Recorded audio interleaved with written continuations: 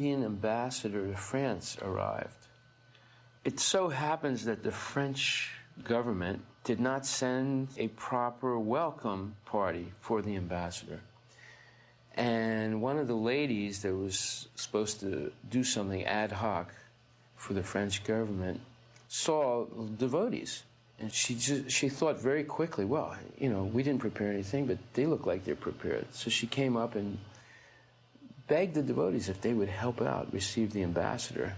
And the devotees said yes. Because we already had garlands, we were dressed, we were doing kirtan.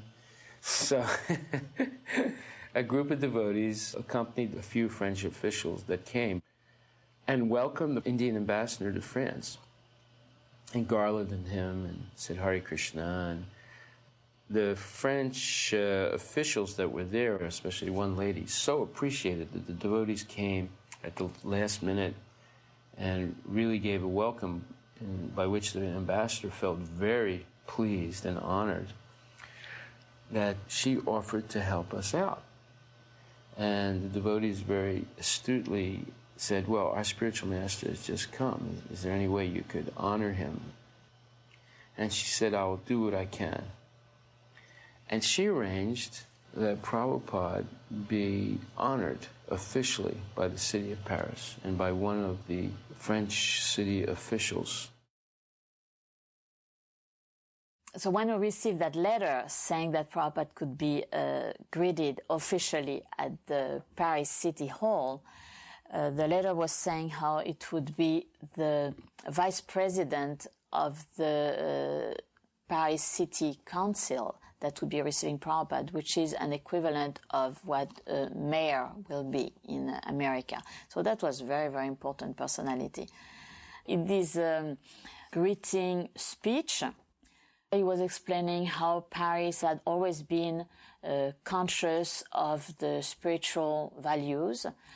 So Paris was very happy to receive someone who is an ambassador of Indian spirituality.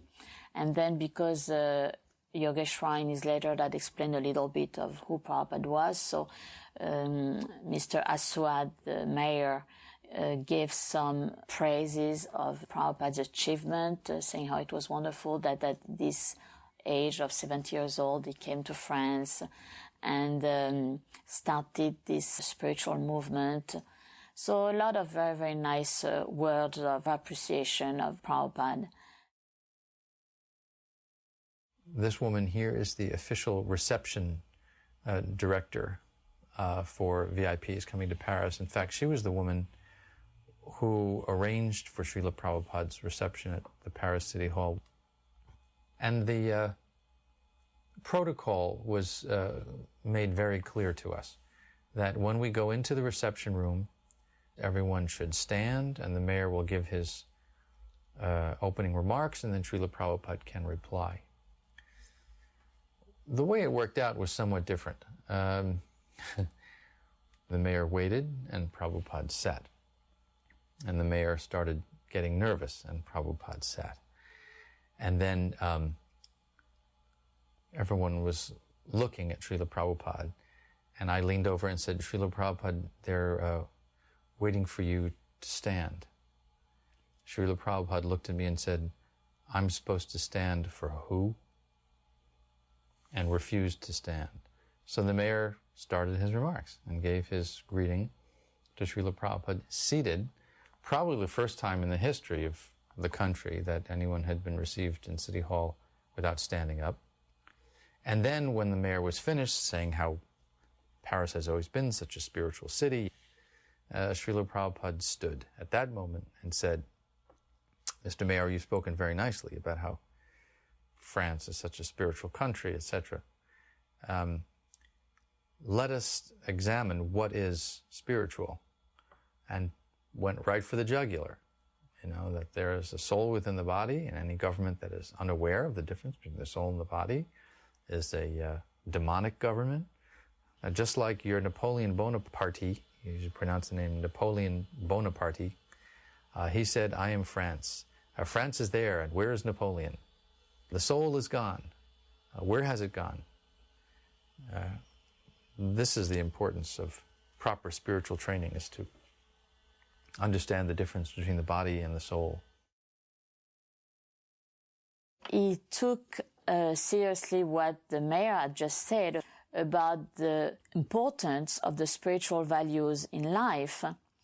So he told him, the government's duty, the duty of the politicians, the duty of all the leaders of the people is to train the citizens in God consciousness and spiritual life. And if they do not teach the values of spiritual life, how there is a soul different from the body, if they do not teach how there is a God who is the supreme controller, then they are not doing their duty. They are simply doing harm to the citizens. So that was pretty bold for Prabhupada to talk in such a stern way to the mayor of the city of Paris. And we could see when looking at him that he was kind of astonished by what Prabhupada was telling him. But Prabhupada really took the opportunity to give them a lesson on being good politicians and doing really their duty as the leaders of France. He was strong, and that was Prabhupada's style. He was strong. He didn't mince words. He could be very understanding and was always sensitive, but never compromising. An opportunity like this in the City Hall of Paris, before the mayor, before press, before dignitaries, Srila Prabhupada was the Acharya, the representative of Krishna and Krishna's world, and there was no compromising the message at all, ever. We do not remember exactly everything that Prabhupada had said during that lecture, and it's sad that it's not in the soundtrack and no recording was done because the recorders didn't work. You can see them on the movie. They are trying to get the recorder to work and it doesn't. But right after the City Hall reception, when we went back to the temple, all the devotees wanted to know what happened. So I told them the whole story of what happened during the whole reception. And they wanted to know what Prabhupada had said and what the mayor had said. And I was able to retell the devotees exactly, with all the details, everything that Prabhupada had told the mayor. And the reason was that when Prabhupada would talk, he talked always in such a perfectly structured way that it was extremely easy then to reconstruct the whole lecture, even though it was something like maybe a 15 minutes talk, 15, 20 minutes talk, because the points were really following each other in a very logical order. And I realized that a few times after having, in the same way, repeated to devotees different lectures that Prabhupada had given when the devotees could not be around. And I was always amazed by that, of how Prabhupada was able to speak so concise, so precise, so perfectly structured. And that's one of the things I always liked so much and admired so much in Prabhupada, was his intelligence in the way he knew the philosophy, wrote the books, explained the philosophy, but that when he was speaking in public, it was always in such an effective way. It was really remarkable. What made it ironic was that at the very same time that Prabhupada was being received as a VIP in the City Hall, Indradyumna was leading a Sankirtan book distribution party in the Paris metros and found himself under arrest by the Paris police. This was not an uncommon irony that Srila Prabhupada would be received as a dignitary, a missionary ambassador of peace from India. And yet the program for peace that he was initiating rubbed a lot of people the wrong way. So they didn't dare not receive him because they recognized that as someone with a large following who was very respected by Indian culture, they had to receive him. But yet at the same time, they would do whatever they could to suppress the Sankirtan activities. A few reporters were there. There was articles. At that time, there was a lot of reviews, different magazines, but very, intellectual magazines that were writing articles about us. And most of the time, this magazine, that was very nice what they were saying about us. But the general, daily newspapers, they were also very often writing articles on us. And sometimes it was very nice, but sometimes it was making fun of us because we were so strange, and they could not take it seriously. All these people in these yellow and white robes dancing in the streets with the little cicas. It was so strange to them. And they would call them the fous de Dieu, which means people were mad for God, because they would see us chanting, our arm raised and so ecstatic and so happy and smiling. So for them, we were the fous de Dieu, people completely mad after God. Even though they were sometimes making fun of us, it was nice and kind. So it was not bad. It was not like much later on when we had these anti-cult groups. Then that was very, very bad and nasty, but not at that period.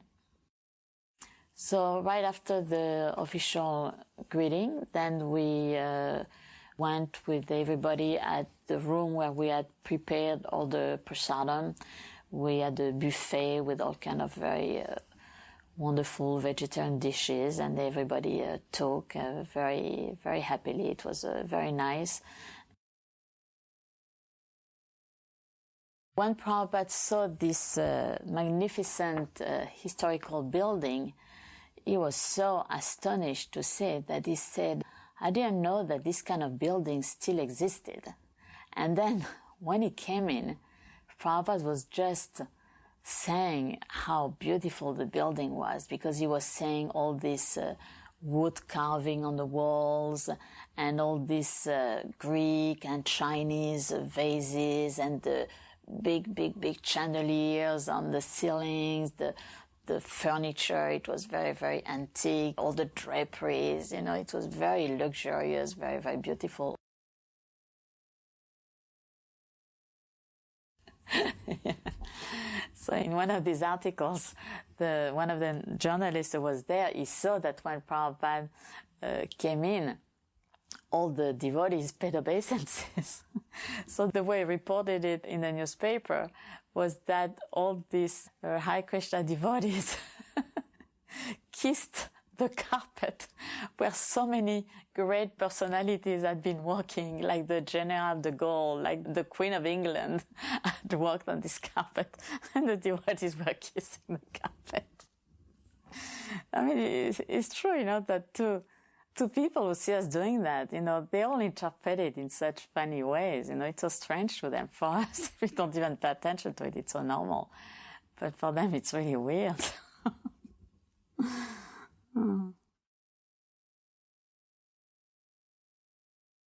The brilliance and genius of Srila Prabhupada's mission was that he started off in such a humble way and always made himself accessible to people on all levels, so that moments like this in official government receptions or other elegant environments in no way should be interpreted as an aloofness or a sense of elitism on his part. They were nice to-dos when they could be arranged. It brought a certain notoriety or cachet to a visit. The really significant moments, however, were not receptions by fleeting politicians, but rather the in-depth philosophical meetings that Srila Prabhupada had, sometimes with very ordinary people. When I invited him to come, a Christian priest, I explained him about monotheism in India, and he was very astonished, because most people think that Indian religion is only polytheist. So when he heard that there was also monotheism, only the worship of one God, he was very, very pleased. And then I explained to him about how bhakti was the devotional part of the various schools of thoughts in India, and that it was so close to the Christian understanding of love of God. So he was very, very pleased. And when I invited him to come to Prabhupada, he said, yes, he wanted to come. And this time when Prabhupada talked with him, he had a very nice and sweet and gentle talk with him, and not the heavy talks that he had sometimes, like for example, when he was talking with the Cardinal Danielou. Then he talked also with a gentleman called Mr. Geoffroy. He was the founder of La Vie Claire, which means the clear life, the pure life, which was the first health food store, vegetarian health food store that we had in France. So this was a very, very wonderful personality. It was Prithu Putra made him come. And Prabhupada had a very long talk with him about eating